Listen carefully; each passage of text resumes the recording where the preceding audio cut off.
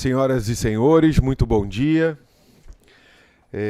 Sejam todos bem-vindos ao nosso quarto seminário, a regulação da atividade seguradora e o mercado ilegal de proteção veicular, que é mais uma edição do programa Conversa com o Judiciário, que é realizada pela revista Justiça e Cidadania, nessa edição com o apoio do Tribunal Regional Federal, da 4ª Região, da Escola de Magistrados e Servidores, também da 4ª Região, e aqui representada pelo querido amigo desembargador Rogério Favretto, da Ordem dos Advogados do Brasil, representada aqui pelo Dr. Antônio Zanetti, com apoio também da Fundação da Escola Superior do Ministério Público, da Superintendência de Seguros Privados, da Associação Brasileira de Procons, e também com apoio da Confederação Nacional das Seguradoras, aqui representada pela doutora Glauce Carvalhal.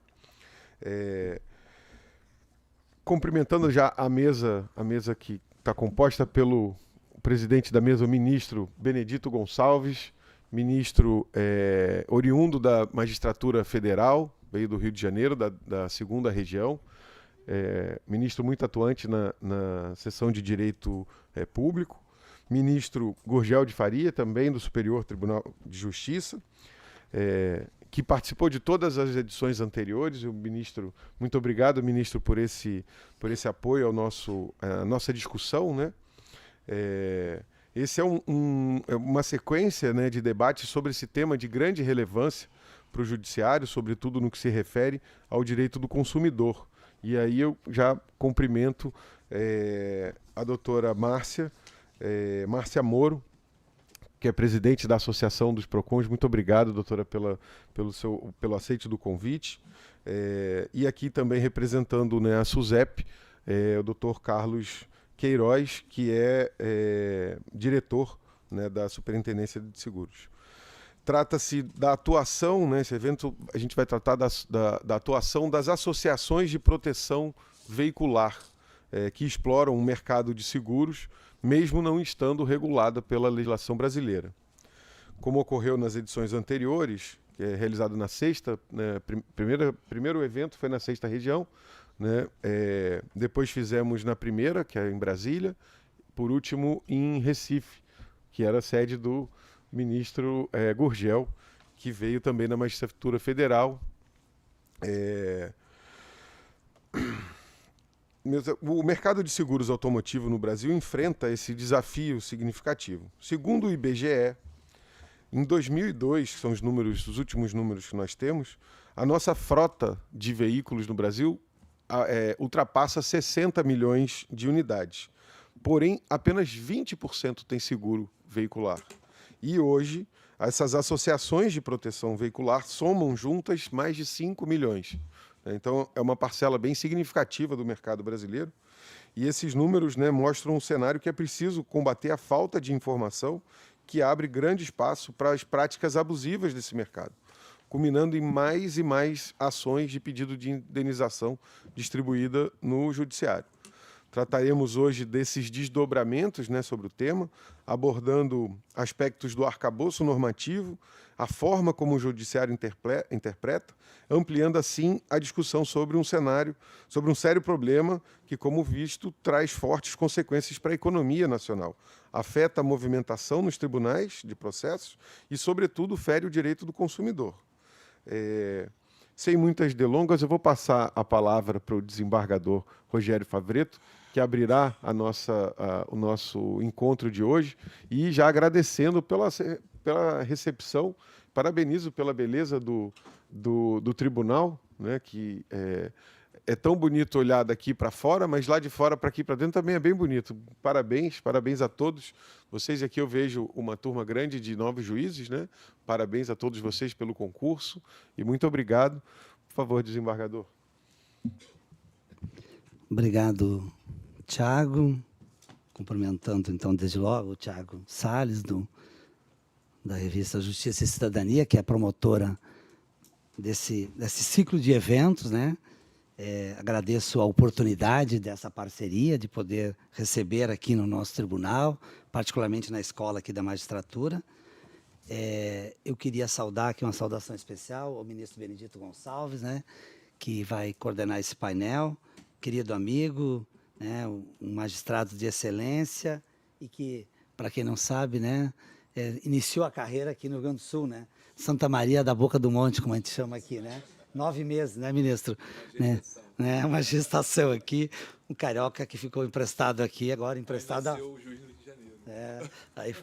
Aí aquele concurso ainda nacional. Ministro Benedito, obrigado por estar conosco, né? Muito obrigado. Ministro Gurgel de Faria, nosso palestrante, né?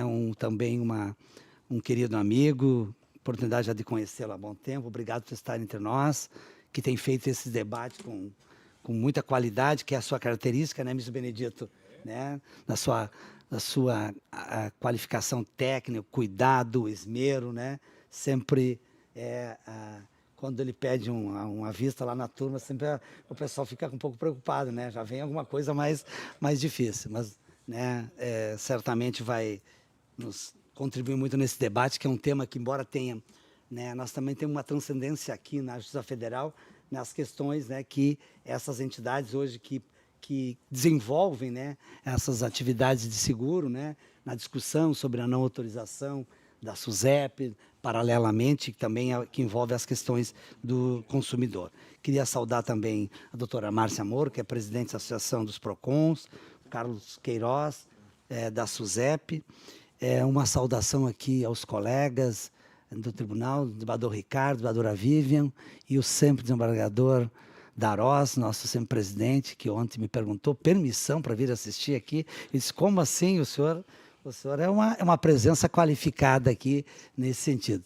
Saudar os magistrados na pessoa, né, do meu amigo Fábio Lucarelli, vice-diretor do foro, né, que está aqui. Temos, como já falei, uma turma aqui dos novos magistrados aqui, né, até com uma presença potiguar para prestigiar, e carioca também, né? São 2 cariocas, né? 3 cariocas do concurso aqui, né? Então... depois não lhe apresentei os cariocas, depois o senhor precisa da ficha. Lá, o ministro Benedito foi da polícia, entendeu? Tá? Ele já foi da polícia, né?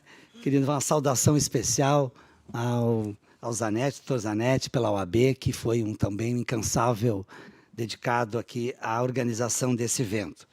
Então, as minhas palavras são de boas-vindas a todos aqui, que tenhamos essa manhã produtiva para o debate, para o conhecimento, né?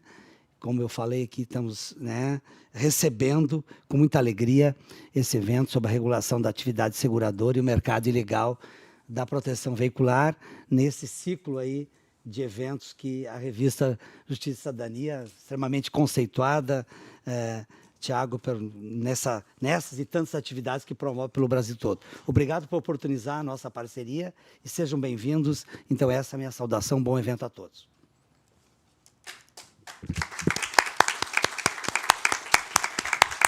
Muito obrigado, desembargador. E passo a palavra ao presidente da nossa mesa dos debates de hoje, ministro Benedito Gonçalves. Bom dia a todos. Inicialmente, satisfação enorme de voltar sempre aonde comecei minha origem na magistratura, que foi na seção judiciária desse Estado, na Vara Única Santa Maria. Lembrando sempre, quando cheguei aqui, não tinha TRF, enfim, mas é muito bom vir quando fui da EMARF, lá do TRF2, fizemos boas parcerias nesse tribunal. Cumprimento a seleta mesa na pessoa da doutora Márcia Moro, que é a única mulher da nossa mesa aqui, e merece ser homenageada. E todos os presentes, eu faço uma saudação especial e cumprimento a todos na pessoa do nosso ex-eterno presidente Wilson Darós. Por que eterno? Conheci ainda aqui quando eu cheguei, juiz aqui de Rio Grande, presidente da JUF, enfim, e diante de vários debates, vários encontros. Então, preste essa homenagem e saúdo a todos os presentes na pessoa de Sua Excelência, desembargador Wilson Darós. E parabenizo também os juízes aqui que estão iniciando a magistratura federal tão bonita nesse Tribunal Regional Federal da 4ª Região. Meus parabéns e sucesso. Agradeço agora o convite feito pela Escola de Magistratura, através do desembargador Favreto, grande amigo de muitos anos, que a gente é também de várias lutas, e dispensa o currículo. Eu acho que o mais importante aqui, o que ele é? Desembargador Federal TF4, pronto. E os parceiros desse evento, que eu já vi aqui, que é um curso Conversa com o Judiciário, e parabenizo o doutor Tiago pela iniciativa e que tão bem tem feito as parcerias no Judiciário para o Brasil afora e até fora do Brasil. Muito bem, então teremos aqui o nosso tema, a regulação da atividade seguradora e o mercado legal da proteção veicular.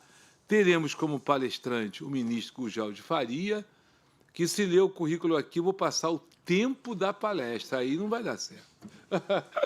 Só um resumo. Bacharel em Direito pela Universidade Federal do Rio Grande do Norte, mestre e doutor em Direito Público pela Universidade Federal de Pernambuco, foi juiz do trabalho da 21ª Região, juiz e depois desembargador federal do TRF da 5ª Região. Tomou posse como ministro do STJ em 2014, onde atualmente é membro da primeira turma e da primeira sessão, do qual me orgulho de dividir esta bancada e a bancada no Tribunal da Cidadania. Passo a palavra ao palestrante.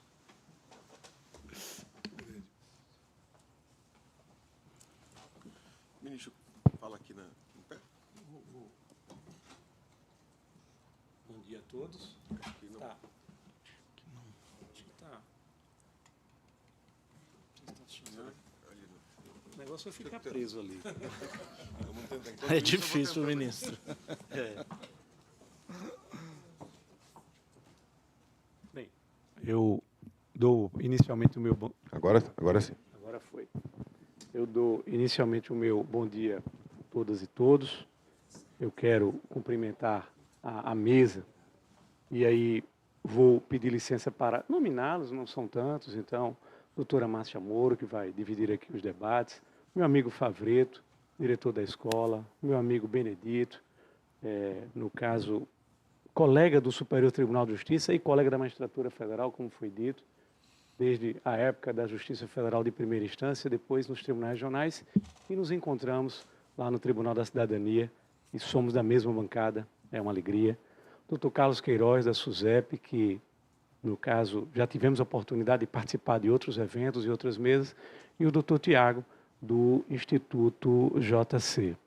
Vou pedir licença para complementar a plateia através do meu querido amigo Wilson Daróis, foi presidente comigo no biênio 2009-2011 no meu tribunal de origem. Ele aqui na 4ª Região, eu na 5ª Região, então ali plantamos uma amizade que, graças a Deus, quer dizer, já nos conhecíamos antes, até por causa da JUF, mas a amizade foi sedimentada naquela época que, graças a Deus, então, foi, como se diz, depois a gente teve a oportunidade de colher os frutos e estamos juntos aí com essa amizade até hoje. E vou pedir licença para cumprimentar todas as mulheres, a pessoa da doutora Glaucia Carvalhal, diretora jurídica da CNSEG. Veja, estou vendo vocês aí, os juízes, no caso, tem vários outros colegas da 4ª, eu pedi licença para cumprimentar a todos, no caso, na pessoa do nosso presidente Daróis, sintam-se todos realmente abraçados. Mas eu estou fazendo aqui uma viagem no tempo, quando, no milênio passado, em 1993, quando eu tinha 23 anos de idade, eu ingressei na Magistratura Federal. E vejo vocês agora ingressando na Magistratura Federal. É uma carreira belíssima. Eu, aliado à Magistratura Federal, também sou professor de universidade pública, agora na UNB, há 27 anos. Eu digo agora porque eu brinco que eu sou um professor andarilho. A minha carreira da magistratura me fez sair da Federal do Rio Grande do Norte, deixa eu ver aqui meu tempo, da Federal do Rio Grande do Norte para a Federal de Pernambuco e agora na UNB, onde fui redistribuído e estou definitivo. E aí eu brinco, Natal tinha um porto, Recife também tem porto, né? E na verdade o meu porto seguro foi seu Lago Paranoá, então que é onde não tem porto, porque é agora na UNB que de lá eu efetivamente não pretendo mais sair. Antes de ir para o tema, eu queria, vocês que estão começando a carreira, eu queria fazer aqui um comentário para vocês verem o que é carreira. E a gente está sempre ali com amigos. Estou há 31 anos nessa carreira. Por óbvio, disputei no tribunal, antes fui promovido para titular, vocês conhecem bem, substituto, titular, tribunal, e depois STJ, onde fiz 3 campanhas. Né? Não é fácil aqueles corredores, embargadora Vívida, embargador Ricardo, embargador Favreto, sabem ali como aqueles corredores são longos, e em campanhas parece que ficam mais longos ainda. Né? A gente vai para os gabinetes e, enfim, são longos. E aí, para vocês verem como é uma campanha. Agora há pouco, eu presenciei uma cena onde 2 queridos amigos estavam ali, no caso, conversando, e um ministro precisou, aqui, no caso, que iria participar desse debate, precisou ganhar autonomia para ir ao toalete. Aí foi e perguntou ao colega, o colega não sabia. Aí o outro chegou e disse para a assessora, diga que é para aquele lado. Aí, resultado, eu fui para o lado errado, era o banheiro feminino. Então, foi o Ricardo que me deu a informação errada com base na assessoria do Favreto, tá certo? Aí o Favreto chegou e correu e disse, não, bicho, o lado certo é aquele, quer dizer, querendo colocar o Ricardo numa situação difícil.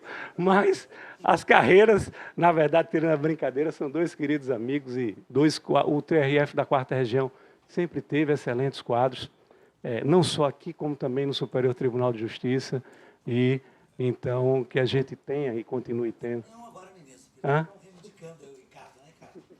Não, da 4ª tem o Joel. Do Rio Grande do Sul. Ah, do Rio Grande do Sul. Não, já ia dizer, o Joel está... Mas sempre tem excelentes representantes e é importante a gente fazer esse destaque. Bem, eu sou, digamos assim, sou do Nordeste, eu gosto sempre de dizer isso, e eu gosto sempre de lembrar minhas origens. Rio Grande do Norte e Pernambuco. E aí eu gosto de começar lembrando, eu estou aqui na terra de Mário Quintana, né, esse grande poeta. Eu acho que talvez uma das maiores representações em termos da literatura do Rio Grande do Sul, né, se não a maior, mas certamente uma das maiores. E aí eu trago o exemplo do Ariano Suassuna, que dava as suas aulas e espetáculos. Não eram palestras, eram aulas e espetáculos.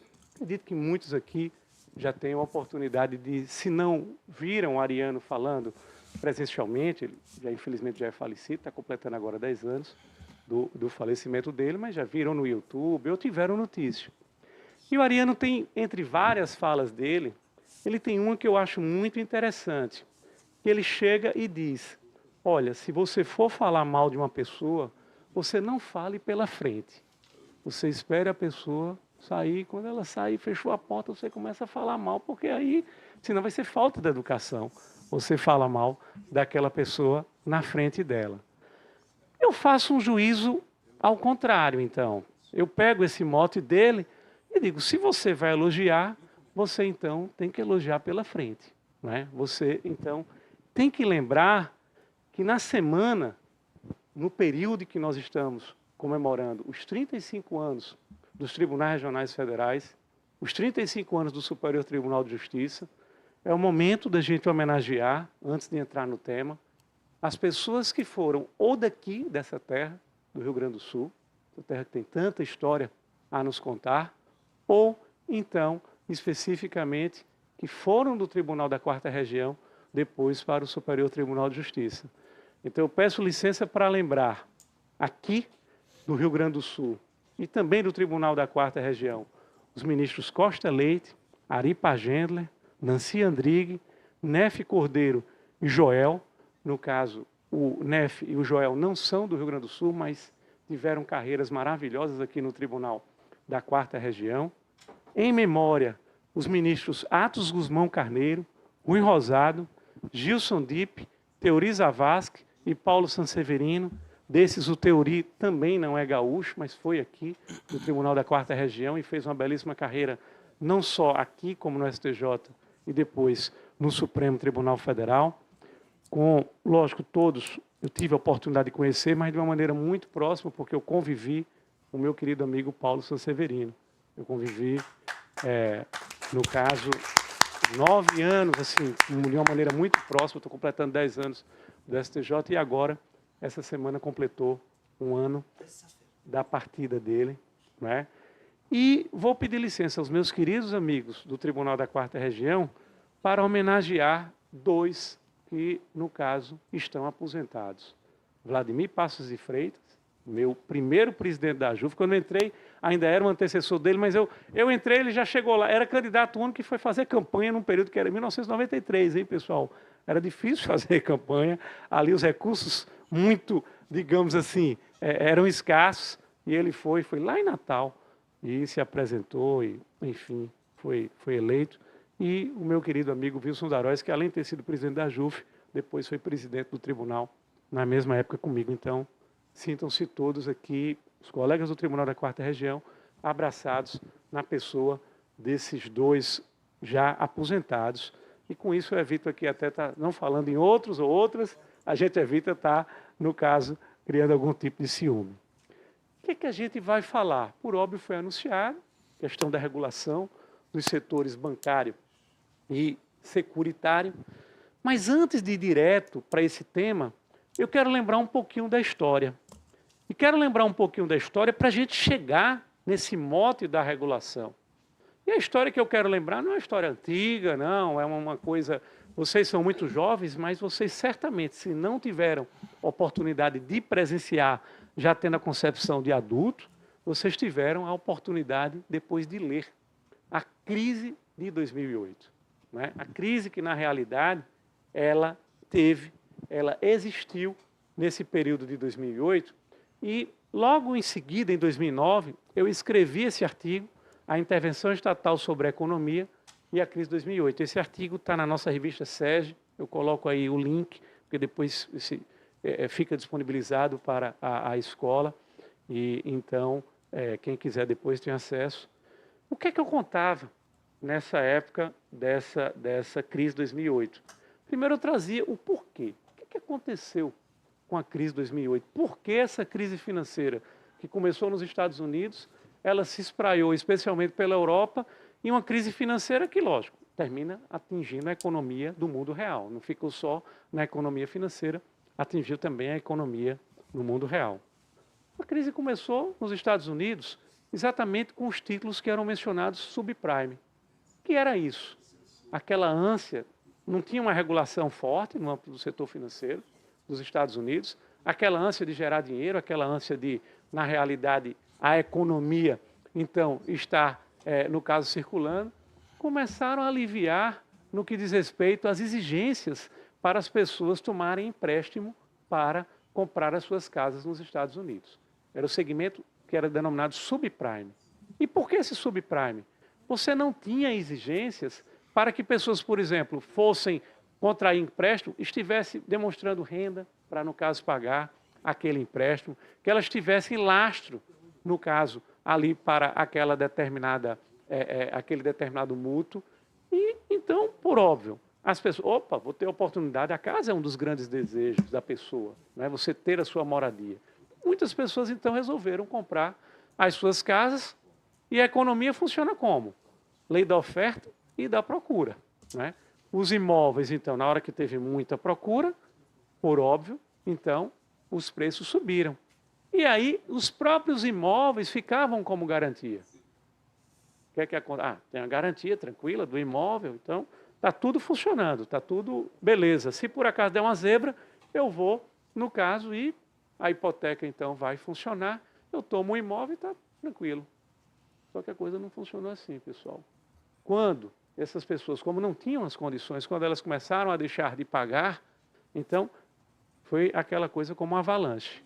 1, 2, 10, milhares, milhões de pessoas, e aí os bancos começam a pegar os imóveis de volta e tentam vender. Um imóvel que valia $1 milhão, por exemplo, cai para 500, cai para... Por quê? Aquela história da lei da oferta e da procura. Ao invés de você ter muita procura, você passa a ter muita oferta. Então, as garantias que existiam, na verdade, elas não tinham mais o mesmo valor. Os valores dos imóveis, eles caíram por demais nessa época da crise. E por que isso aconteceu? Porque, na realidade, a economia, muitas vezes a gente pensa, os Estados Unidos são um modelo para o mundo. A gente sabe que não é bem assim em vários setores, saúde pública e vários outros. E no caso específico aí do sistema financeiro, a liberdade era total. Eles davam ali, digamos assim, as amarras que existiam no Fed, no Banco Central de lá, eram amarras muito tênues, né? Então, com isso, o que é que acontece? Vem a crise mundial e os dois grandes exemplos, eu não vou nem passar para outras áreas, mas os dois grandes exemplos. O quarto maior banco do mundo, o quarto maior banco americano, perdoe-me, aí no caso é a AIG, que era a maior seguradora do mundo, o quarto maior banco americano, o Lehman Brothers, 15 de setembro de 2008, quebra. Simplesmente quebra. Milhares e milhares de pessoas ficam sem emprego e milhares de correntistas ali perdem os seus recursos em face dessa quebra. Então, o pessoal vai e se assusta. E a maior seguradora do mundo, não é só, aí realmente não é só dos Estados Unidos. Ela, na verdade, ela é federalizada. O Fed chega e faz um aporte de 85 bilhões de dólares para que ela não venha a quebrar. Porque ela tinha dado uma série de seguros e tudo com relação a esses empréstimos e ela não tinha condições de, no caso, bancar isso. Então, tem aí, eu trago algumas notícias da época, isso tudo é de 2008, trago de jornais, no caso, brasileiros e também de jornais americanos, falando exatamente desses casos emblemáticos, né? Que a AIG e o Lehman Brothers, então, eles são ali o ápice, o epicentro dessa crise de 2008. As bolsas têm um problema muito sério. Essa questão não ficou só nos Estados Unidos, como eu já mencionei. Na Europa também vários bancos passam a ter, porque também tinham, no caso, esses títulos, passam a ter, então, problemas para dar a garantia, para continuar operando. E o que é que vem, então? Ainda tem aqui mais um. No caso aqui é só para trazer a notícia de que realmente assume, não é? No caso dos Estados Unidos, eles vêm a assumir essa seguradora com um resgate de 85 bilhões de dólares. Isso foi o inicial, depois eles ainda aportaram mais valores e depois eles vêm a sair, mas precisaram, no caso, então, fazer esse aporte. Uma crise muito forte. Como é que foi essa crise no Brasil? Tem uma frase que talvez aqui alguns vão lembrar, é que foi dito inicialmente que seria uma marolinha. Isso é uma charge da época. Só que, uma marola, se você for olhar em termos do setor financeiro, a gente não teve realmente bancos quebrando, a gente não teve seguradoras quebrando, e aí já eu vou falar da questão da regulação, mas a economia real sentiu, pessoal. Não tinha como não sentir, não é? Então, caiu, no caso, o número de empregos, foi dito que seria uma marolinha, e aí daqui a pouco vem aquela onda grande do tsunami, vem uma crise. Mas, volto a dizer, em termos de setor financeiro, a gente não teve os problemas que os Estados Unidos e a Europa, em especial, eles tiveram. A gente tem um mercado, e aí o motivo disso aí, deixa eu só, antes de trazer, só para mostrar para vocês essa situação, se a gente for verificar aí, como pegou muito sério alguns países, especialmente no âmbito da Europa e os Estados Unidos. A crise foi em 2008, quando vem em 2009, no ano seguinte, a Alemanha, o PIB cai 5%, Reino Unido, a zona do euro como um todo, né? Se você pega os países todos do euro, por óbvio, incluindo a Alemanha, aí na época o Reino Unido estava na zona do euro, foi 4,5%, mas você pega todos eles ali da Europa, uma queda grande, os Estados Unidos, uma queda de 2,4%, porque o governo botou dinheiro com vontade, vocês devem ter visto isso, por exemplo, a Chevrolet e a Chrysler, para não quebrar, quer dizer, saindo do segmento financeiro e indo especificamente para a economia real, para a venda de produtos, essas indústrias estavam à beira da falência. E aí o governo viu, disse, opa, não posso deixar a minha indústria automotiva quebrar. Chegou e fez um aporte e praticamente passou a ser o dono desses empreendimentos e de vários outros, né? Eu tenho o livro do primeiro mandato do Obama, se eu não estou equivocado, A Terra Prometida, o nome do título, é um livro muito interessante, que conta exatamente esse período da crise de 2008. Quem não leu sobre o primeiro mandato do Obama, é um livro muito interessante, conta as dificuldades ali, a negociação a começar do final do governo Bush, né, e depois o governo dele, e aí fala dos aportes que eram necessários, a negociação junto ao Congresso e tal. Fala, tem uma mensagem ali. A Tesla, pessoal, começa ali com essa crise.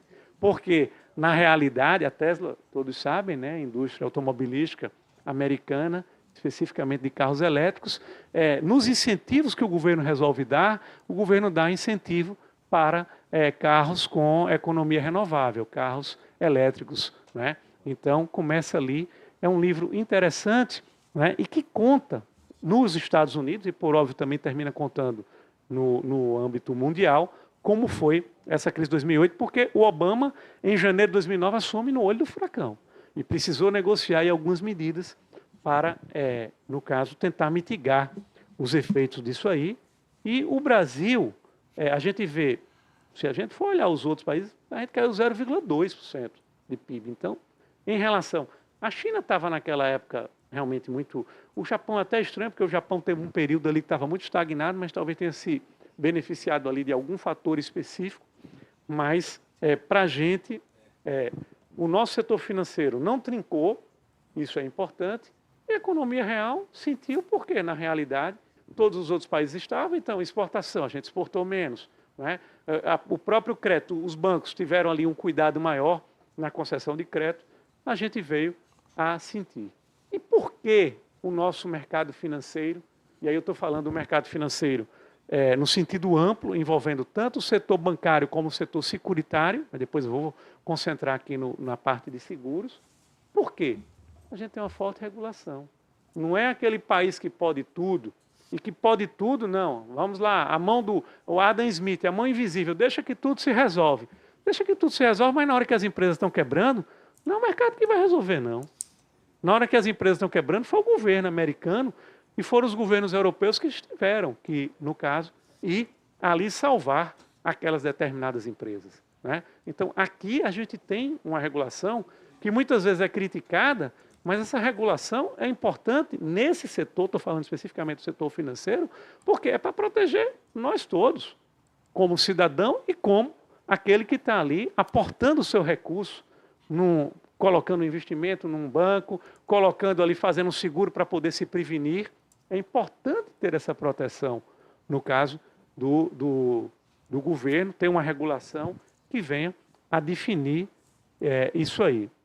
E como é que está, vocês, inclusive, terminaram concurso agora, tem uma passagem do livro da série Suits, pessoal, não sei se vocês já tiveram a oportunidade de assistir, e eu brinco que é uma passagem, ele não é, no caso, bacharel em Direito, né? Ele não fez, esqueci agora, eu assisti a série todinha, esqueci o nome dele. Mike, né? Mike Ross. Chega e aí ele está correndo ali no hotel e tudo, é logo no início, tudo correndo no hotel, porque pode ser que venham aprender, ele entra, e aí, no caso, é o Harvey, né? Que aí está entrevistando pessoas que, no caso, essas pessoas para irem para o escritório, né? E aí, tinha que ser de Harvard, né? Aquela coisa e tal. E ele mostra, ele era realmente superdotado, ele disse, faça um teste aí, eu quero ver se você, no caso, se eu não vou acertar. Pergunta qualquer coisa, o cara abre lá como se fosse um vadimeco e tal, faz a pergunta e o cara vai e continua. Ele sabia de tudo. Quando a gente termina o concurso, não é um Mike não, mas eu sei que vocês estão sabendo. Porque a gente vai, né, termina ali, está com a Constituição na cabeça, está ali com a legislação super antenada, no caso, e então sei que vocês sabem do que eu vou mencionar aqui. Mas é para chamar a atenção que, no caso específico da regulação envolvendo seguros, envolvendo o nosso direito civil, tá certo? Envolvendo a parte de finanças, né? Cabe especificamente à União Federal regulamentar. Isso está na nossa Constituição, que todos os Mikes que estão aqui, no caso, vão efetivamente lembrar. E aí, o que é que o governo fez? Eu sou da geração de 69, eu gosto de brincar que são duas coisas super importantes que aconteceram na geração de 69. Quem é que lembra o fato mais importante de 1969? É o segundo, primeiro fui eu que nasci, tá certo? Então, em termos cronológicos, é isso mesmo. Eu nasci no dia 8 de julho, o homem, se eu não me engano, é dia 20 de julho que o homem chega à Lua. Então, o homem chega à Lua e, no caso, eu venho a nascer. Pois a SUSEP, que o Carlos vai falar daqui a pouquinho, é um pouquinho mais velha. Ela é de 1966. Então, já naquela época, o governo chega, a União Federal, utilizando lógico, era uma outra Constituição, mas já tinha na Constituição anterior essa previsão de que essa missão de regular o mercado securitário era uma missão da União Federal. Então, ela resolve não fazer de forma centralizada. Nós sabemos todos aí as regras do constitucional e especificamente do direito administrativo. O governo, então, resolve descentralizar e cria uma entidade autárquica só para cuidar dessa matéria, que é, no caso, a SUSEP. Então, a SUSEP, que é uma autarquia, o Carlos vai apresentar aqui depois a gente qual é essa missão da SUSEP, mas a SUSEP, que é uma autarquia, vai tratar desse tema de seguro. Então, não pode, chega uma pessoa que quer instituir aqui uma empresa seguradora. Ela vai instituir uma empresa seguradora da cabeça dela. Ela vai ter que verificar como é que está a regulação da SUSEP, qual é o capital mínimo que ela precisa ter, qual o lastro que ela precisa ter. É um setor tão regulamentado que tem o resseguro. Na verdade, existem companhias que, na verdade, fazem o seguro das seguradoras, para que, no caso, o mercado venha a ter a garantia necessária. Por quê? Porque está cuidando ali com a poupança, no caso do cidadão, das pessoas do país. Então, isso aí é muito, muito importante. E o contrato de seguro também, prerrogativa da União, está regulamentado no âmbito do Código Civil.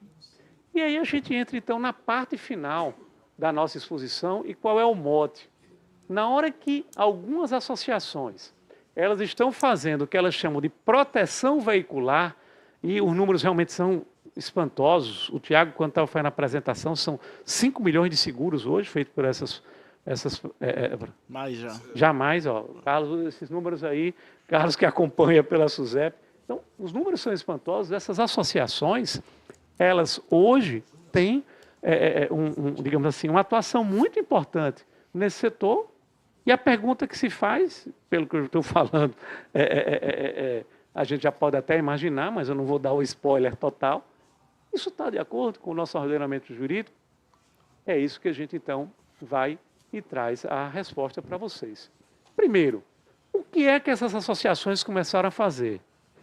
Há projetos no âmbito do nosso Congresso Nacional, porque essa matéria é da União Federal, então tem que ser uma lei federal. Eles têm projetos lá, mas eles nunca conseguiram colocar esses projetos adiante, né? Até porque o governo tem uma regulação ali e consegue barrar. Então, eu vou para um caminho mais fácil. Eu vou conseguir nas Assembleias Legislativas. Eu vou, sob, no caso, a ótica de estar protegendo o consumidor, tá certo? Porque aí há uma competência concorrência no âmbito da proteção ao consumidor. Sob a ótica de proteger o consumidor, eu vou permitir que essas associações venham a atuar. E o que é que, na realidade, então, começou a chegar no Supremo? Essas leis, elas realmente estão cuidando de proteção do consumidor? Ou elas, na realidade, estão permitindo que entidades venham atuar no ramo de seguro sem o Estado ter a competência para isso? Vários estados, vou mostrar aqui para vocês, até para não cansá-los, mas já há outros, decisões do Supremo do ano passado, de Goiás, de Minas, do Rio, e se examina e diz, olha, na verdade aqui está se utilizando uma via transversa. Você não está cuidando de proteção do consumidor. Você está autorizando aqui que uma associação venha atuar no segmento de proteção veicular, mas o que tem a previsão aqui é um verdadeiro contrato de seguro. E só quem pode tratar de matéria de seguro é a União. Então, reconhece a inconstitucionalidade no âmbito formal, no estado de Goiás, por exemplo, aqui no estado do Rio. São todas decisões do ano passado, tá certo? A mais recente é de Minas, é de agosto do ano passado, todas mais ou menos na mesma linha. Não vou cansá-los, mas reconhecendo a inconstitucionalidade, porque já há um vício de origem, os estados não poderiam estar regulando essa matéria. Então, o Supremo Tribunal Federal examinou. E aí eu vou puxar um pouquinho também para o nosso tribunal e daqui a pouco para a minha relatoria uma questão envolvendo isso. Primeiro eu trago a do OG. O que é que acontece? Na Bahia, esse é do Rio? Esse é do Rio. Eu pensei que fosse um caso, é porque tem um outro da Bahia. Deixa eu ver se eu coloquei. Esse meu não é, mas tem um outro caso da Bahia. Esse aqui é do Rio de Janeiro, relatoria do ministro Og Fernandes.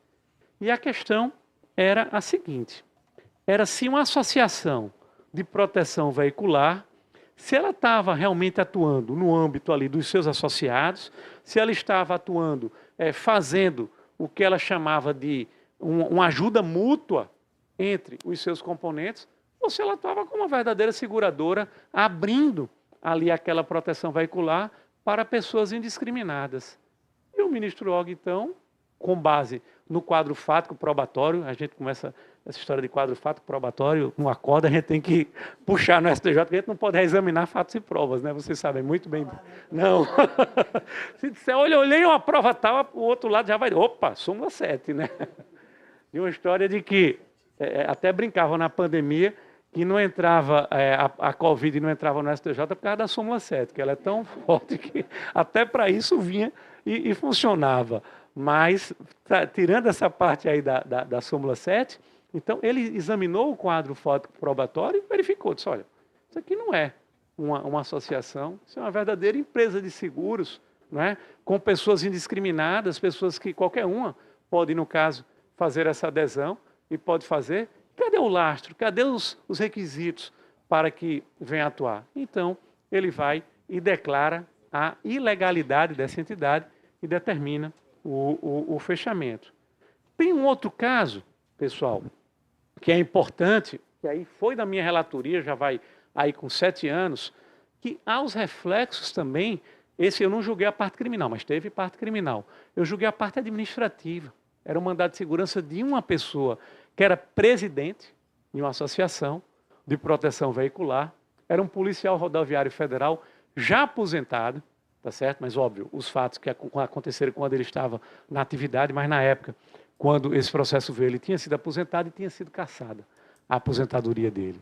E o que é que ele, no caso, respondeu? Vocês vão lembrar, vocês terminaram o concurso agora há pouco, da parte criminal, existem os crimes contra a ordem financeira, e um desses crimes contra a ordem financeira é exatamente você estar, e isso há um dispositivo que remete especificamente para seguro, há um dispositivo que diz que você está atuando, tá certo? Eu não decorei não, mas eu acho que eu coloco aqui. O artigo 16 da Lei 7492, né, da Lei dos Crimes contra... é operar sem a devida autorização ou com autorização obtida mediante declaração falsa, instituição financeira, inclusive distribuição de valores mobiliários ou de câmbio, e tem um dispositivo que estende isso aí para o seguro. Então, com base no quadro fático existente, lá, especificamente na ação penal, ele tinha sido condenado. E a gente sabe que, no âmbito penal, para haver uma condenação, deve existir as provas necessárias, porque senão nós conhecemos bem o princípio do indúbio pro réu. E ele tinha sido condenado.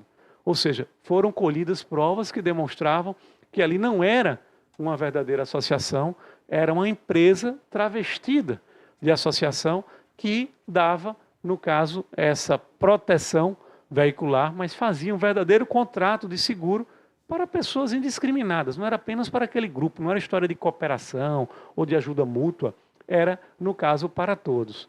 Ele tentou reverter via mandado de segurança. Vocês lembram bem que, no caso, como o ato de demissão é sempre de ministro de Estado, a competência para julgamento, mandado de segurança de ministro de Estado é nossa, no Superior Tribunal de Justiça, especificamente da primeira sessão. Então, a gente julgou um caso que a gente até diz, chega a ser dramático, porque uma pessoa ele já tinha se aposentado, mas foi cassada a aposentadoria dele, ele tentou reverter na via judicial, e os elementos que existiam nos autos, a gente sabe que mandado de segurança não dá para ter dilação probatória, os elementos que existiam nos autos é que realmente ali não era uma associação, era uma empresa de seguro travestida de associação e ele não tinha autorização, então tinha cometido não só o ilícito penal, que eu não examinei, já tinha sido julgado, mas tinha sido cometido o ilícito administrativo e ele então tinha que, no caso, responder e a pena era uma pena realmente de cassação. Eu, no caso, concluo, pessoal, a minha fala, trazendo aqui uma mensagem com base nesse meu artigo que eu escrevi nos vídeos de 2009, que eu coloco mais uma vez ali o link, né? Lembrando que, importante, nós estamos, graças a Deus, que a gente vê que outros modelos não funcionam, num país capitalista, né? Um país onde há liberdade de contratar, onde os bens estão disponíveis para qualquer um, no caso, fazer aquisição, mas que é importante em setores sensíveis você ter uma regulação pelo governo. Porque se você não tiver essa regulação, a população vai ficar à míngua e depois quem vai sofrer é exatamente a população. Não dá para ser a mão invisível do Adam Smith, tem que ser, na verdade, a intervenção dentro de padrões constitucionais, como já previa outro grande economista, que é o John Keynes, né, que é referenciado, acredito que não é da área jurídica, é economista, mas em termos históricos todo mundo já ouviu, que ele diz que, na verdade, o Estado precisa regular algumas atividades, dentre essas atividades, o setor financeiro, e mais especificamente aqui nesse segmento que estamos a falar, o setor de seguros. E com isso, tendo passado um pouquinho do tempo que eu acho que era o meu, mas eu agradeço a audiência e a atenção de todos. Muito obrigado.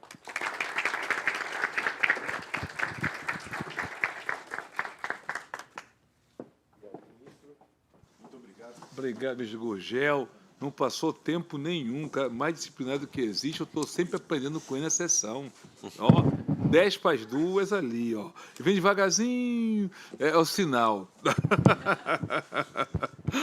Ó, depois nos brindar com essa palestra maravilhosa, ministro Gurgel, como sempre. Agora vamos abrir para as intervenções. Vamos ouvir primeiro nessa ordem aqui, doutor Carlos Queiroz. Vamos só o que ele exerce atualmente. Ele é diretor da SUSEP. Com a palavra, por favor. Obrigado, ministro Benedito. Quero cumprimentá-lo, cumprimentar o desembargador Favretto, quero cumprimentar a doutora Márcia Moro, ministro Gurgel, sempre conosco, e o Tiago, quero te agradecer também, Tiago, pelo convite mais uma vez, em nome da SUSEP. Eu trouxe uma pequena apresentação, não sei se podemos... Você já está preparada? Vamos começar. Isso, já está preparada. Obrigado. Quero cumprimentar todo mundo, magistrados, magistradas presentes, advogados presentes. Quero um cumprimento especial para a doutora Glauci, diretora jurídica da CNSEG, e para a diretora Júlia Normandi Lins, diretora da SUSEP, também está me acompanhando aqui hoje no evento. E os próximos convites também podem ser feitos para ela, viu? Tiago, ela vai representar muito bem no assunto. O ministro Gurgel falou um pouco sobre a SUSEP, sobre o papel da SUSEP.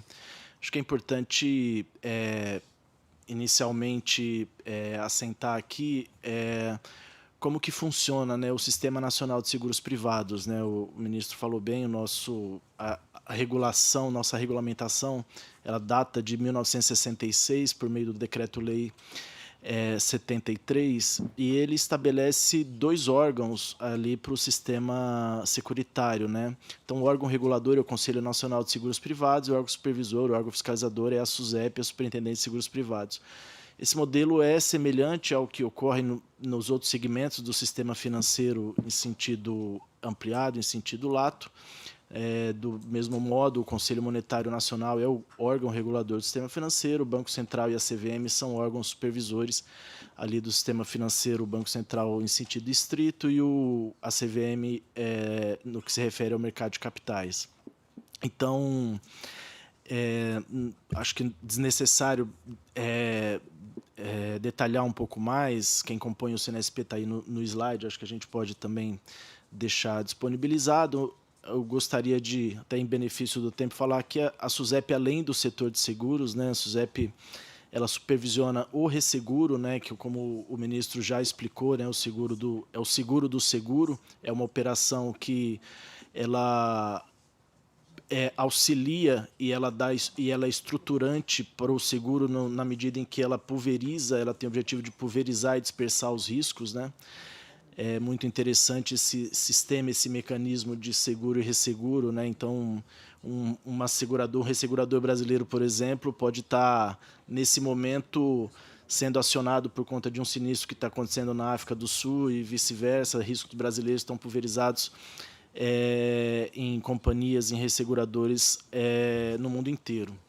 A SUSEP também é responsável pela fiscalização e supervisão das entidades abertas de previdência complementar, das sociedades de capitalização, e também somos responsáveis por toda a intermediação, pela supervisão de toda a intermediação desses segmentos, e agora tem uma novidade muito grande no mercado, né? A gente tem tido no sistema financeiro como um todo a chegada de entidades que atuam na infraestrutura, né? Então, entidades registradoras, entidades processadoras de ordem do cliente no segmento, no âmbito de novos projetos, né, como Open Insurance, Open Finance. Então, temos aí agora um crescimento do mercado, não só, né, nas companhias que retêm o risco, né, que asseguram o risco, mas também naquelas que fazem com que o sistema funcione melhor e com mais tecnologia.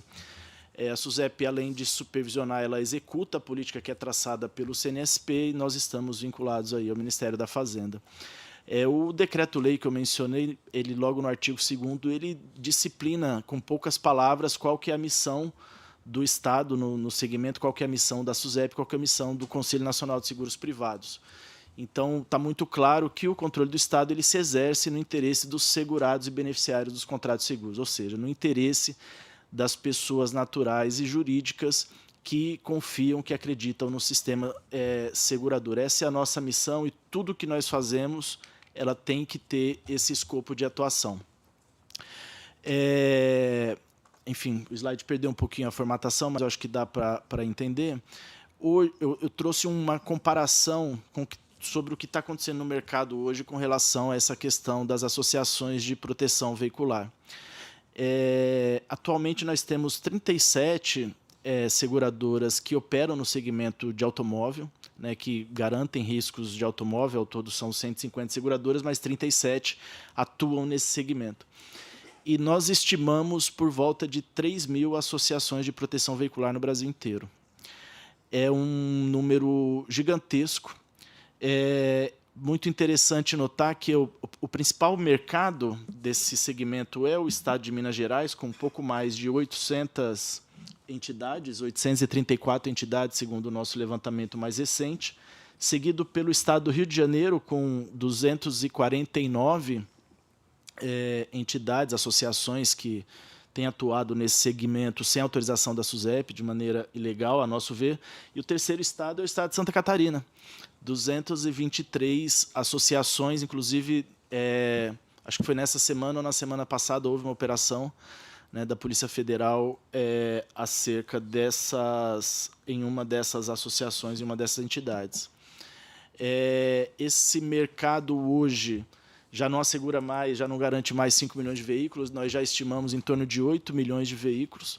O mercado segurador oficial, o mercado segurador autorizado atua com 18 milhões de veículos, e nós estimamos hoje que a frota licenciada brasileira, licenciável, né, aqueles automóveis que precisam ser licenciados, está em torno de 70 milhões de veículos. Então, aquele dado de 60 milhões em 2002, hoje nós temos 70 milhões de veículos a serem licenciados. O que mostra que ambos os mercados, mesmo crescendo, e esse mercado ilegal mesmo crescendo, ainda há um gap de proteção, há mais de 40, em torno de 45, 44 milhões de veículos que não contam com qualquer proteção aqui no Brasil. O mercado segurador oficial, os dados já de 2023, arrecadou 56 bilhões de reais nesse segmento, e o mercado ilegal, o mercado extraoficial, vamos dizer assim, ou não autorizado, nós estimamos que arrecadou em torno de 15 bilhões de reais, né? Isso eles trabalham com um sistema de rateio, né? Então esses valores relacionados ali ao rateio, as perdas são repartidas entre os associados, né? E também entre taxas de administração e outras taxas que são cobradas, e outros serviços também que são prestados por essas entidades, essas associações. Então os números eles são muito grandes. Tornou-se um segmento relevante na economia nacional, e isso traz uma preocupação muito grande para a SUSEP, para o Estado brasileiro, posso dizer para o Estado brasileiro como um todo, no que tange aos riscos que esse segmento traz para o consumidor, para a pessoa, vamos dizer assim, para a pessoa natural, para aquele que acredita nesse tipo de contrato. Quando a gente compara essa operação com o funcionamento do mercado segurador, e a nossa regulação, de fato, ela é uma regulação pesada mas, como o ministro falou, em 2008 nós não tivemos problema nenhum com seguradora nenhuma aqui no Brasil. Eu sou diretor de supervisão prudencial, então o meu papel na SUSEP é justamente zelar pela solvência das companhias. Desde 2016 nós não temos nenhum evento de companhia em regime especial, não há liquidação, não há direção fiscal, não há intervenção desde 2016, então nós estamos com o mercado plenamente saneado. Ontem mesmo eu recebi um relatório, eu recebo mensalmente um relatório sobre todas as companhias do mercado. Nós não temos nenhuma companhia desenquadrada nos requisitos regulatórios. Então a nossa regulação, ela de fato, ela é pesada, mas ela é segura, ela traz segurança para o consumidor, para a pessoa física e também para a pessoa jurídica que acredita no sistema securitário, né? E a nossa preocupação com relação a esse segmento não autorizado, esse segmento ilegal, é justamente com relação a como ele funciona, né? Porque nós não há o estabelecimento de regras de proteção ao consumidor. Quando nós avaliamos, todas essas entidades têm site e muitas vezes os termos, né, o termo de adesão, o contrato de adesão ali ao serviço de proteção, ele está disponível no site. Nós podemos ver que não traz segurança nenhuma para o associado, não tem regras mínimas, né? Todo o termo, todo o contrato, ele é escrito de uma forma que só beneficia a própria associação. Então, nós temos muita preocupação com relação a isso. De fato, não há proteção nenhuma àquele que é o vulnerável nessa relação econômica. Também desconhecemos assim, que haja requisitos prudenciais. Uma ou outra associação ainda oferece alguma garantia, vamos dizer assim, com relação aos negócios que são prestados, mas ela não, assim, como não tem fiscalização, não é possível verificar se de fato aquilo que é prometido é realizado, né? Então não há garantia de que são constituídas provisões técnicas, ou seja, de que são reservados recursos para o pagamento das indenizações. Não há garantia de que os recursos que são arrecadados junto ao consumidor, se eles são aplicados ou investidos em ativos de boa qualidade. No que tange a questão dos ativos, quem faz essa regulação para as sociedades supervisionadas pela SUSEP é o próprio Conselho Monetário Nacional. É algo tão específico e tão importante que é unificada com a regulação do restante do sistema financeiro. Não há regras de liquidez e muitas vezes nós recebemos muitas denúncias e de apurações que nós fazemos, eles trabalham pedalando, né? Muitas vezes não tem liquidez, não tem recursos em caixa, então o consumidor que porventura sofra um sinistro, que perde o seu veículo, tem o veículo roubado, furtado, ou que tem algum problema, algum acidente, precisa do conserto, geralmente ultrapassa 90, 120 dias para o pagamento. Então, o nosso mercado ele funciona na base da regra dos 30 dias, né, para fazer a regulação do sinistro, o mercado oficial. Então, a questão da liquidez, como não existe liquidez, eles não se preocupam com isso, acaba que os compromissos não são honrados tempestivamente, enfim, não há constituição de reservas ou de capitais para garantia de eventos não esperados. Também não há definição de limites operacionais, o céu é o limite para algumas associações, isso nos preocupa muito. Do mesmo modo, enfim, nós verificamos nas nossas apurações que, no que se refere à governança, controles internos, gestão de riscos, é tudo muito precário. As questões relacionadas à prevenção à lavagem de dinheiro e à gestão dos dados dos consumidores também não são observadas. Nós já também verificamos problemas nessas questões. Enfim, a gestão não é profissional, há problemas de reputação, há problemas de conhecimento técnico e de experiência técnica no segmento.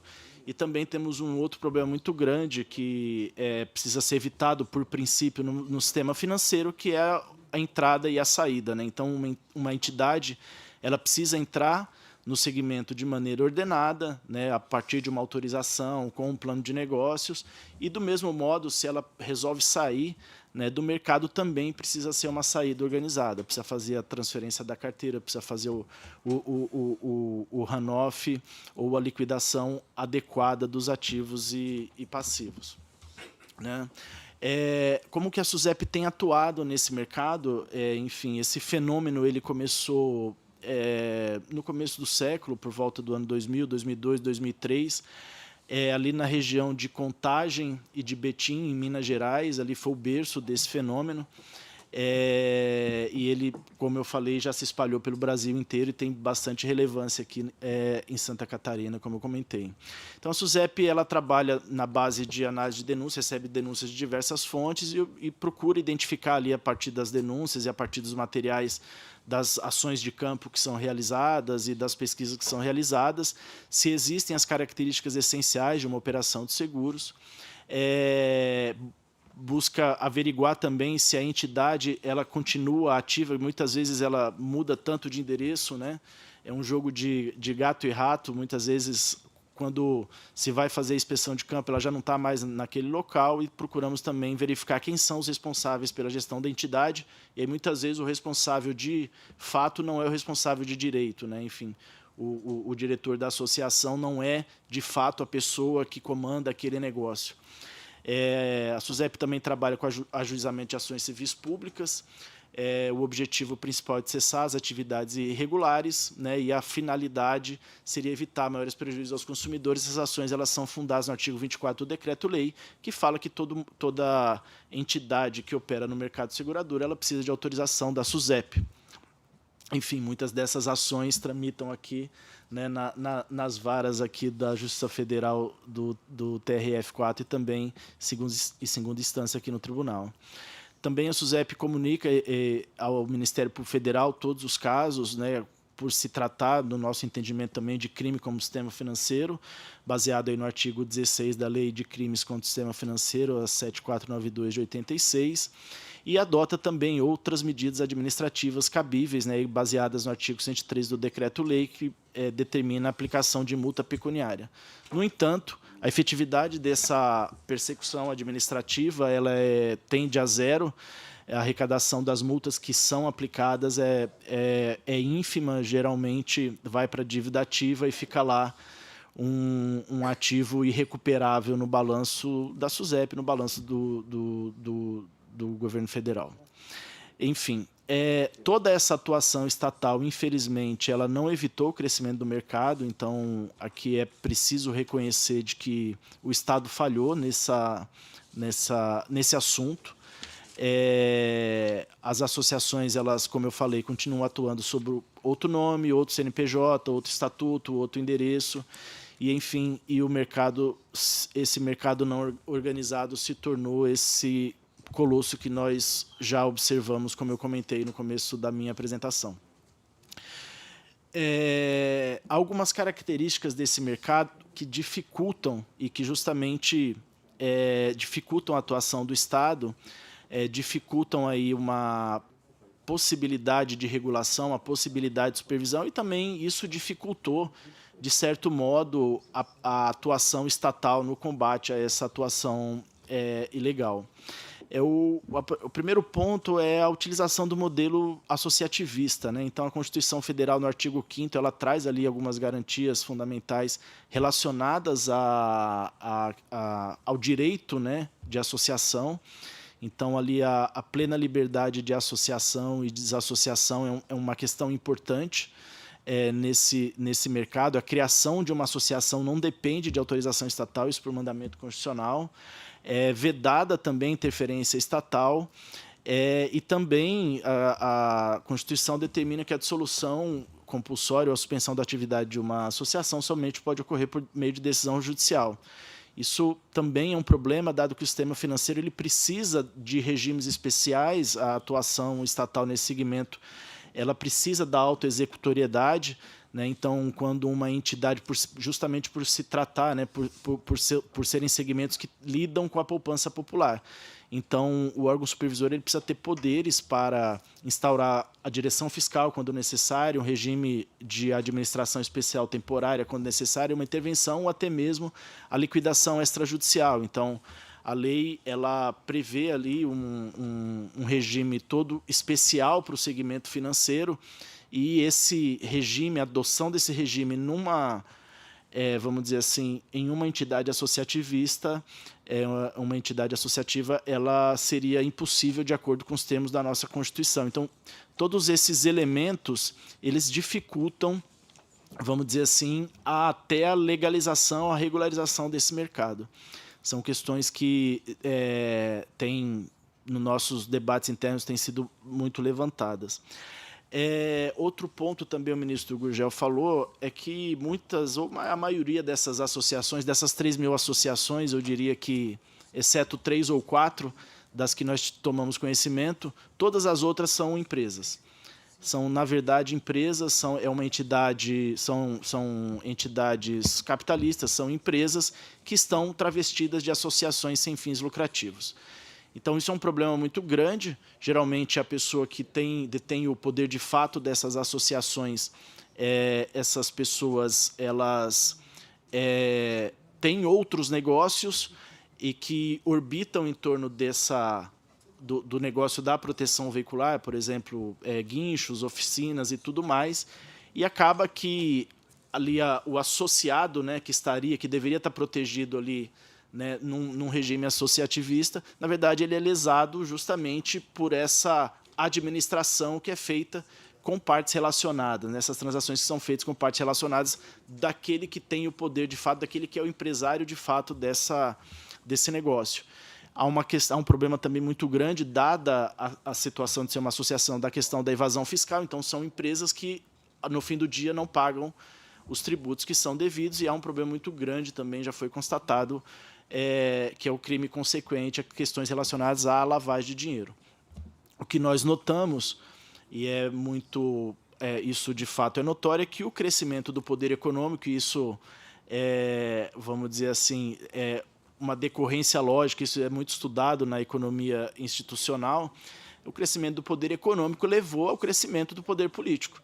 Tanto é que nós vimos, como o ministro comentou, a edição de leis estaduais no sentido de tentar dar áreas de irregularidade a algo que não é legal, algo que não está previsto na lei, algo que na nossa visão chega a ser até inconstitucional também. Então, o crescimento do poder econômico levou ao crescimento do poder político. Esse é um outro fato, e isso levou aí a discussões no sentido de legalizar essa atividade. E há uma outra dificuldade também, é que o fato é que já existem 3.000 entidades, um negócio bilionário, que está arrecadando aí 15 bilhões de reais por ano. Essas associações já existem, então existe um legado patrimonial. Existem ativos, existem passivos, existem contratos, todo aquele plexo de direitos e obrigações derivados de um contrato, já existem ações judiciais, não só as que a SUSEP interpôs, mas existem ali terceiros que querem, se acidentaram, né, por exemplo, com algum associado e que precisam também ter o seu direito garantido. Existem associados que também não estão contentes com a atuação da associação, também entram na justiça. Enfim, existem associações que buscam direito de regresso na justiça contra o outro causador do acidente. Enfim, então já existe ali vamos dizer assim, um legado patrimonial importante, e isso precisa ser tratado de algum modo. Então, há alguns anos começou a discussão para a legalização desse negócio, dessas associações, desse segmento econômico. Essa discussão começou mais fortemente no ano de 2018. Ela começou, na verdade, em 2015, mas ela ganhou mais força no ano de 2018, quando o Poder Legislativo ele propôs aí o projeto de lei complementar 519, com o objetivo de permitir a existência de cooperativas de seguros ou ampliar a possibilidade das cooperativas de seguros operarem no segmento securitário e também de permitir que essas associações elas pudessem operar como entidades de autogestão desses planos de proteção contra riscos patrimoniais. Esse projeto chegou a avançar relativamente em 2018, mas depois não teve, vamos dizer assim, fôlego político para avançar. Ele ficou parado na Câmara dos Deputados, e aí no ano passado o governo federal entendeu que era hora de tentar trazer áreas de legalidade, ou trazer esse mercado para a legalidade, e a ideia do governo, a proposta do governo foi permitir ou ampliar as hipóteses de atuação das cooperativas de seguros, né? Então, a ideia era que essas associações, dada as dificuldades de lidar com o modelo, com a regulação e a fiscalização de entidades associativas, que essas associações elas se transformassem em cooperativas e pudessem operar no mercado regulado sob a forma jurídica cooperativa. Essa foi a proposta do governo encaminhada ao Congresso no ano passado. No entanto, o projeto do governo, o projeto 101, o projeto de lei complementar 101, ele foi apensado ao projeto de lei complementar 519, e esse projeto de lei 519 ele tem avançado no Congresso, e há notícias de que ainda esse mês ele deve ir para a pauta. Ele está com um pedido de urgência aprovado na Câmara dos Deputados, e ele deve entrar na pauta do plenário ainda esse mês. Diante dessa situação e da necessidade de resolver essa questão, a SUSEP ela foi procurada, o governo e a SUSEP foram procurados para contribuir para o debate, e aí a SUSEP, nós definimos algumas diretrizes para que fosse possível, vamos dizer assim, a regularização desse mercado e a entrada desse mercado dentro do Sistema Nacional de Seguros Privados. Então, as diretrizes que nós colocamos para o relator do projeto, elas foram no sentido de que o texto legal deveria trazer segurança para o consumidor, tanto em aspectos de conduta da entidade que vai operar, como nos aspectos prudenciais, né, de solvência, e também com relação à governança dessas entidades. Nós também colocamos como premissa a necessidade de haver uma integração e harmonia com o segmento existente, com o segmento de seguros e resseguros. Nós temos muita preocupação sobre que esse mercado de proteção ele vá além da proteção dos bens, vá além da proteção patrimonial. Nós entendemos que o patrimônio, por ser direito, vamos dizer assim, disponível, ele ainda é cabível de ter uma proteção sob uma forma alternativa ao seguro, mas não pretendemos que isso se estenda para a proteção de riscos pessoais, né, de riscos sobre a vida. E também entendemos que o próprio mercado, e também muito menos desejamos que se atue no segmento de responsabilização civil, ou seja, que esse segmento ele possa garantir responsabilidades sobre terceiros, por terceiros. E também nós entendemos que o próprio mercado segurador e ressegurador podem contribuir para fornecer segurança para a atuação dessas entidades, né?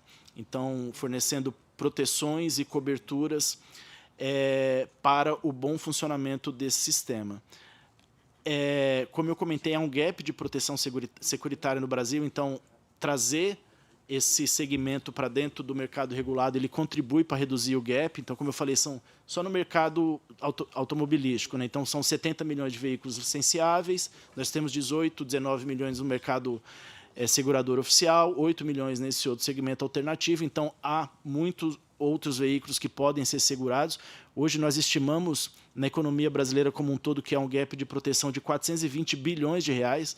Então, o nosso mercado segurador ele tem capacidade de mais que dobrar em arrecadação por ano, e a SUSEP tem atuado no sentido de fomentar esse desenvolvimento do mercado, né?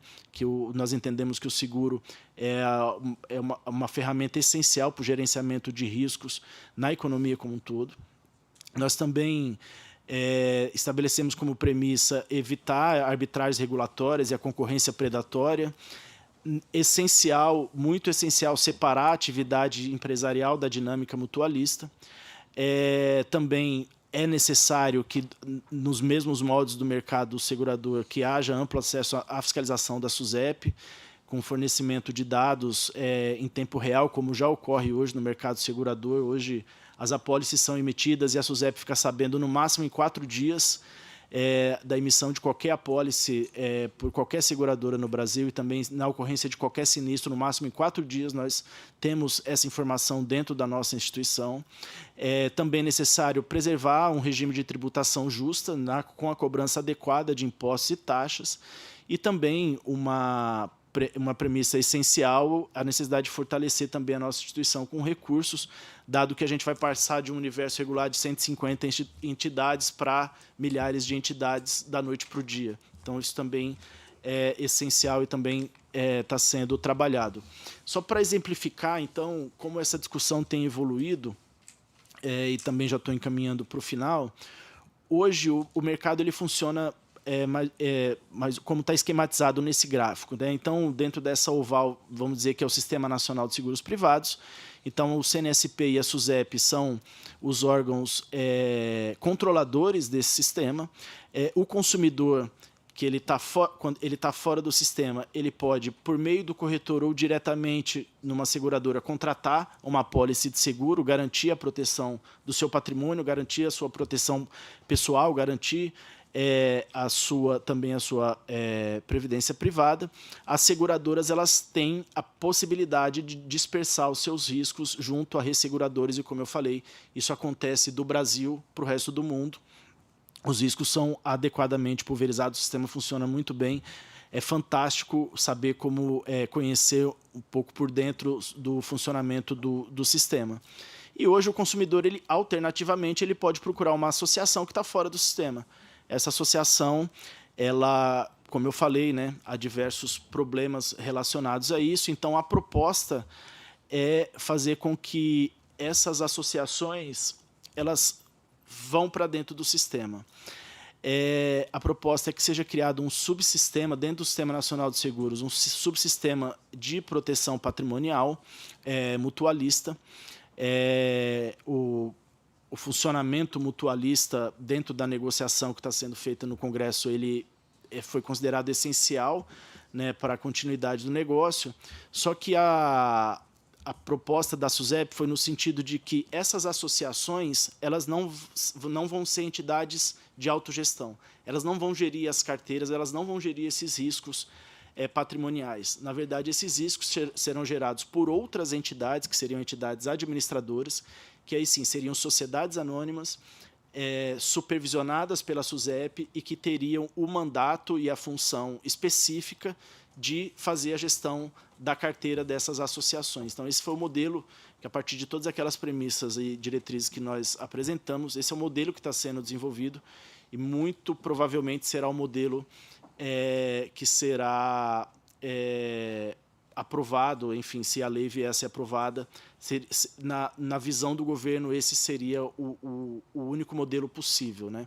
Então, as administradoras fariam a gestão da carteira das associações e teriam um relacionamento com as seguradoras e com os resseguradores, tanto para complementar a oferta de produtos, isso muito diretamente com o mercado segurador, e com o mercado ressegurador para ceder riscos, né, ceder parte dos riscos e fazer uma gestão de risco, pulverizar e dispersar os riscos que estão dentro das carteiras das associações. Então, o relacionamento com as seguradoras ela se daria muito com base na complementariedade. Então, na medida em que essas associações só poderiam fazer a proteção dos riscos patrimoniais, então, um segurador ele necessariamente teria que atuar para riscos complementares, né, como riscos pessoais, como riscos contra terceiros no âmbito da responsabilidade civil e etc. Então, esse é o desenho, já é uma proposta de consenso que está bastante avançada no Congresso e seria sob essa forma que o mercado, então, precisaria ser regularizado ou legalizado. Enfim, eu acho que seriam essas as minhas considerações. Eu agradeço aí a oportunidade. Eu espero não ter sido demasiadamente técnico, enfim, mas o assunto ele é um pouco árido, é bastante relevante. Então, essa é a visão que eu queria trazer da SUSEP sobre o assunto e também a possibilidade de trazê-lo aí à legalidade. Muito obrigado. Obrigado, doutor Carlos Queiroz, pela intervenção. Agora vamos ver a última intervenção essa manhã, doutora Márcia Moro, presidente da Associação Brasileira de PROCONs. Com a palavra, por gentileza.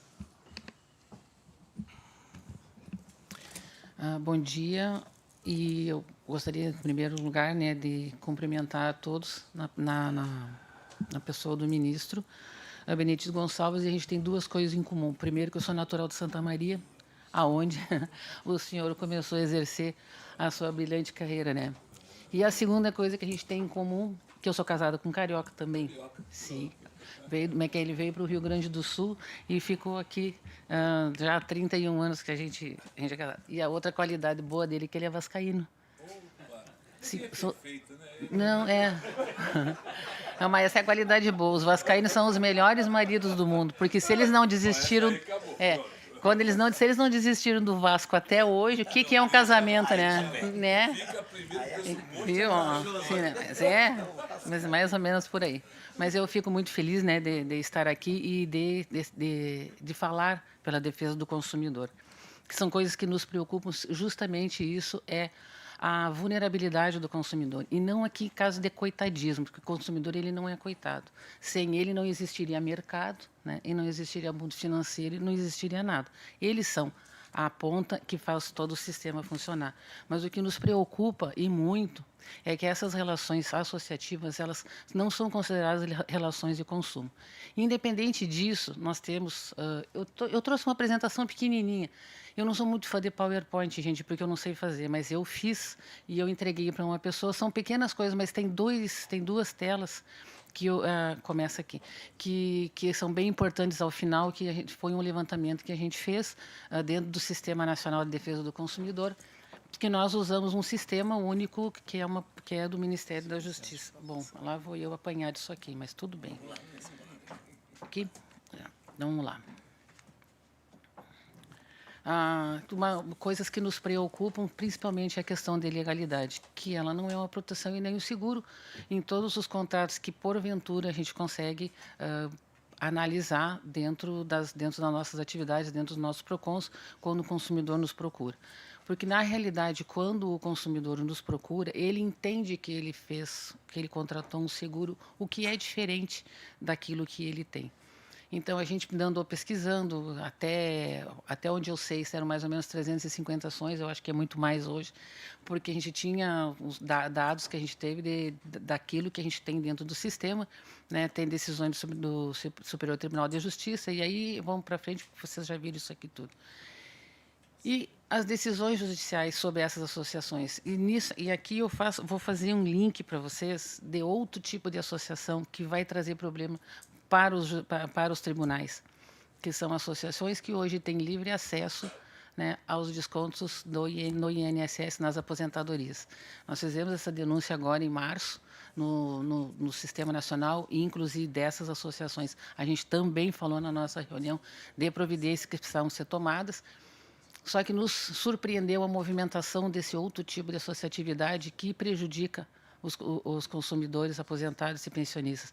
2 bilhões de reais foi a movimentação financeira deles nesse último ano, e a grande maioria delas sem autorização da pessoa que está tendo esse desconto no seu benefício. Isso são coisas que acontecem, e a gente só consegue colocar isso na mídia e fazer o nosso trabalho quando o consumidor nos procura.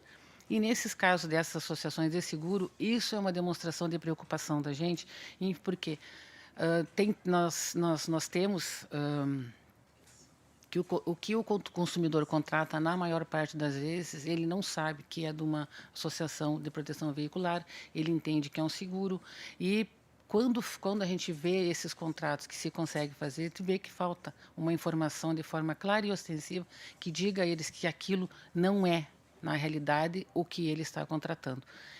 E a gente vê risco, por quê? Porque como é uma associação, ela trabalha em regime de caixa. E quando tu envolve terceiro, tu além de ter o regime de caixa, além de tu ter que pagar o do teu associado, tu vai ter que pagar o do terceiro. Então, são coisas, é uma sequência de problemas que o consumidor tem, que a pessoa que contratou aquilo que ele acha que é um seguro e que chega nos nossos atendimentos. E como não é considerado uma relação de consumo, a gente tem que fazer um atendimento, um registro e tentar, de alguma forma, alertar as coisas que podem prejudicar ainda mais essa pessoa. Mas eu não sei quanto tempo que eu tenho, né? Mas eu já pedi para alguém marcar 5 minutos para mim ali. Bom, quer ver que vai ser bem menos que 5 minutos. Então, as nossas preocupações são essas. É a legalidade disso, é de que como que as pessoas vão ter a segurança jurídica de que aquilo que elas contrataram, elas vão receber. E, na realidade, não é o que... Ó, é o meu tempo? Já? Nossa. Olha, o negócio é bonito. Não, rapidinho. Vou adaptar na próxima palestra, sim. Gostei. E aqui... O que eu entendo, assim, ó, por exemplo, eu acho bem importante que nós queríamos nós PROCONs ter essa força que tem, né, a CNSEG e esses de fazer, de ter um projeto em regime de urgência. E nós queríamos que também os PROCONs, temos um lá parado há um tempão, e a gente também queria que ele fosse para o regime de urgência, que nos daria um pouco mais de autonomia do que a gente tem hoje, né, muito mais autonomia do que administrativa. Porque eu sou oriunda num PROCON municipal do interior, né? Eu sou coordenador do PROCON municipal de Santa Maria desde 2013. Já estou quase jurássica lá. E hoje eu presido a Associação Brasileira de PROCONs. E aquilo que eu vivo no meu dia a dia é o que o consumidor que chega no nossos balcões de atendimento com essas preocupações. Então, o que eles dizem para a gente assim, como que eu vou me ajudar? Porque o que a gente vê nos dados que a gente tem e o que a gente nota do mercado de seguros e dessas associações foi principalmente do ano de 2020 para cá. Se vocês olharem ali, ó, na primeira tela, em 2019, nós temos registrado no Sistema Nacional do Proconsumidor, que é o que a gente usa. Em 2019, nós tivemos uma única reclamação de associação de proteção veicular registrada em todo o sistema. Em 2020, nós foram 2. Isso é o que tem registrado oficialmente. Isso é tudo registrado assim oficialmente, né? Porque quando a gente trabalha como simples consulta ou apenas assim uma informação ao consumidor, ela não entra como uma reclamação formalizada, que é aquele primeiro quadro que a gente tem ali. Em 2021, começou a ser feito o registro, que nós temos ali 26. Geralmente em Minas Gerais, Rio de Janeiro, São Paulo, a gente sabe de tudo isso. Quando nós fizemos uma reunião a esse respeito, a gente decidiu que, independente de ser uma associação que não teria relação de consumo, para a gente poder ter dados e poder ajudar o consumidor e orientá-lo de forma correta para que ele procurasse o judiciário, que infelizmente, quando a gente não consegue, que é um tema que a gente não consegue resolver dentro do administrativo, ele recai aonde? Recai no judiciário, seja nos tribunais federais ou nos outros, mas cai. E essa nossa decisão foi que começou a aumentar o número de registros em todo o Brasil. Então, em 2022, já passaríamos a ter 499, quer dizer que em 2 anos, de uma, a gente foi para 500, praticamente. Em 2023, 645, e em 2024, de tantas negativas, de entrega de documentos, de entrega de contratos, se começou de novo a fazer uma simples consulta, porque é chovendo molhado, né? A gente dá murro em ponta de faca de fazer um registro que, obviamente, não vai andar para frente. Nisso, a gente, como nós PROCONs, a gente como falou com a Senacom, para que houvesse uma movimentação de que isso desse uma parada, porque na realidade o que a gente quer, nós temos lado, defesa do consumidor tem lado, a gente defende o consumidor, que é a parte vulnerável. Então não é questão dele ser coitado, a gente defende aquele que não tem voz, e nessas condições eles não entendem que eles são associados. A gente também tem bancos, né, que quando precisa, eles são bancos, né? Quando convém, eles são cooperativas. Do mesmo jeito funciona assim.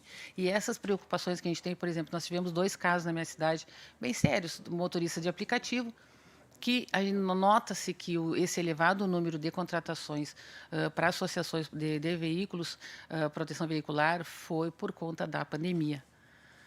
Às vezes passa longe do mundo de vocês, né, aquilo que a gente presencia, como eu digo, no chão de fábrica, né? perda de emprego, diminuição de renda, houve pessoas que tiveram a renda reduzida por determinação, por leis federais, por decretos federais. Tudo isso a gente presenciou. E as pessoas, assim, evitando superendividamento, evitando endividados, eles foram buscando alternativas. E, às vezes, a alternativa, às vezes não, quase sempre a mais barata é a que cabe no bolso do consumidor, mas não é a mais adequada, não é que tem legalidade, não é que vai dar a ele a segurança jurídica que ele precisa. Então, quando tu não tem uma atividade como essa, regulada, e mesmo assim a gente tem problemas com as reguladas, certamente que os problemas existem para a gente resolver e vir outro logo em seguida, mas já tem problema com aquilo que é regulado.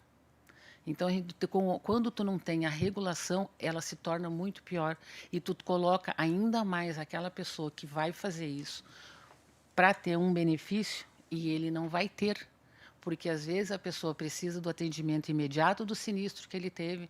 Sinistro é usado das seguradoras, né?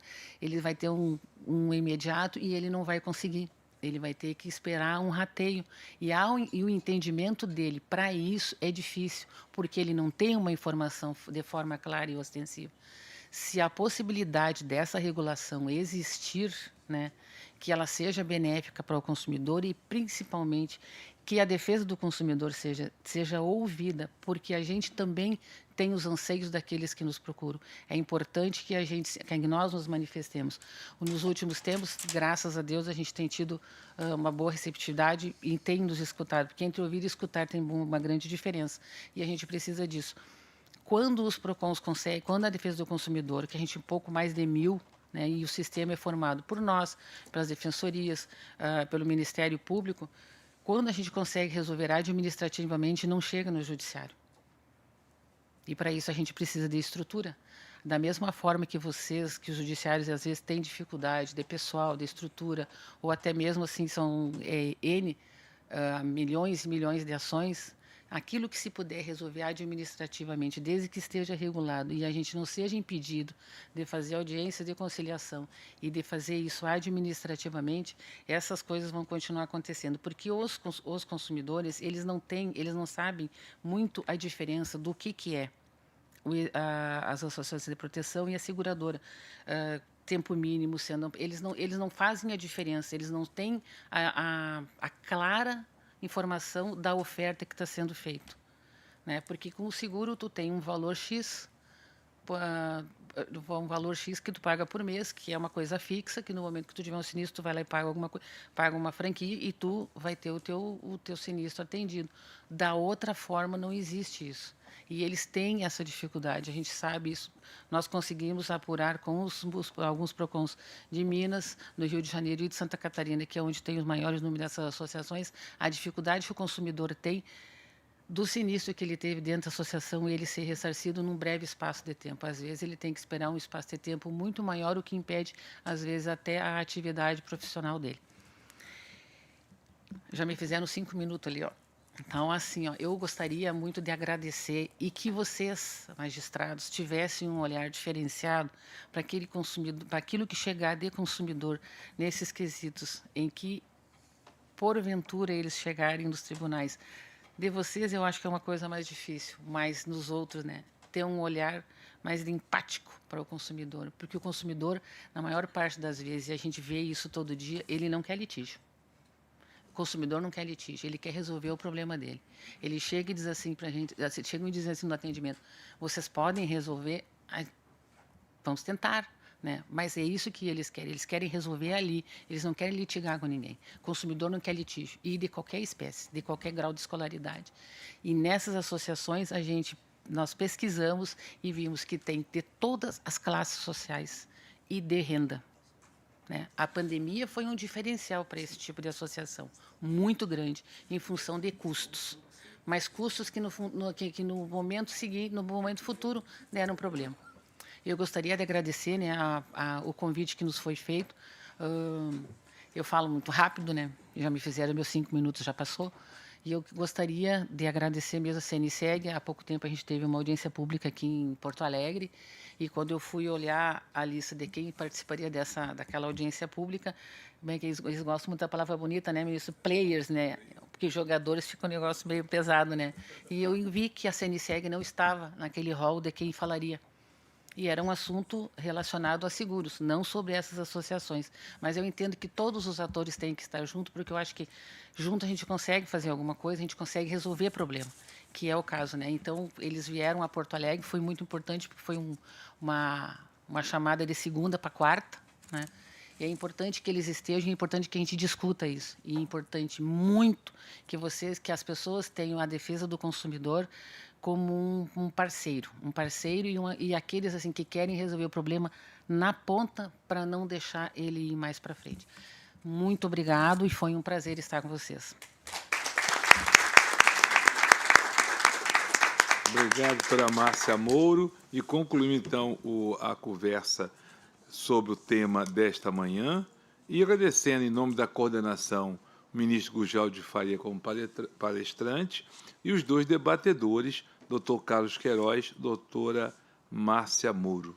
Muito obrigado, em nome da coordenação. Repetindo, e passo a palavra agora ao nosso mestre de cerimônia, ou outro nome qualificativo melhor. Muito obrigado a todos, muito obrigado aos participantes dessa mesa, ministro Benedito Gonçalves, ministro Gurgel de Faria, doutor Carlos Queiroz, doutora Márcia Mouro, pela excelente apresentação de todos sobre esse tema bastante relevante da economia brasileira.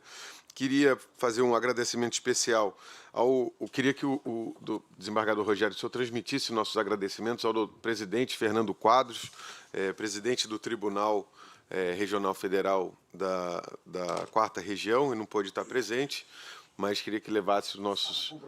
Ele acabou de mandar uma mensagem perguntando como é que estava.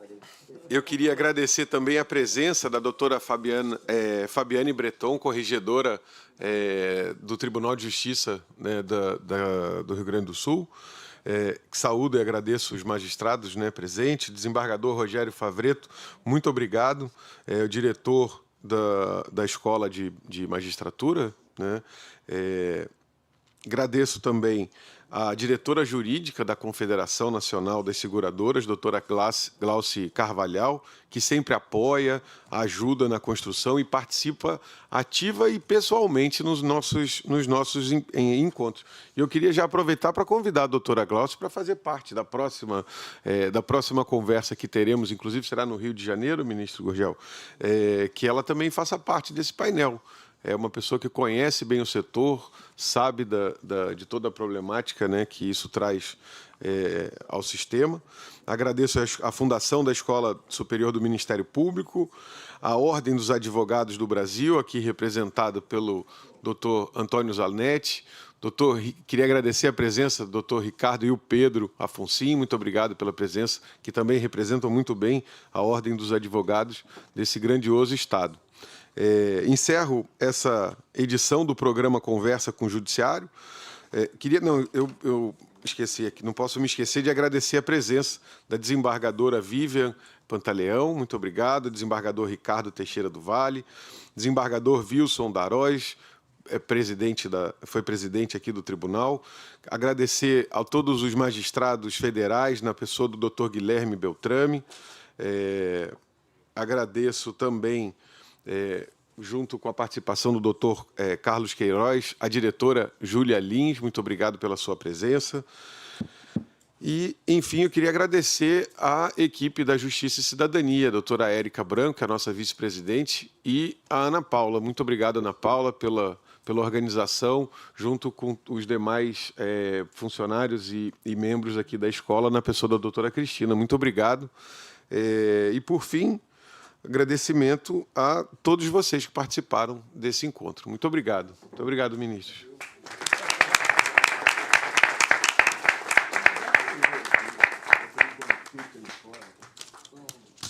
Tiraram vocês do hotel sério? Não, mas tá bom.